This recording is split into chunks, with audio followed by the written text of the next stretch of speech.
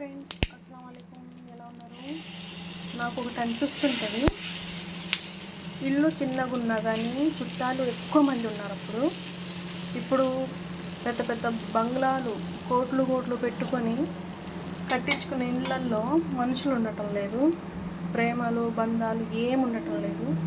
అలాంటి చోటనేమో దేవుడు డబ్బులు డబ్బులు డబ్బులు కోట్లు కోట్లు మోహరిస్తాడు కదా. ప్రేమ బంధం, ఈ ఈ ప్రాబ్లం ఉంది, ఈ సొల్యూషన్ అనేది లేకుండా దేవుడు డబ్బున్న వాళ్ళకే డబ్బులు ఇస్తుంటాడు.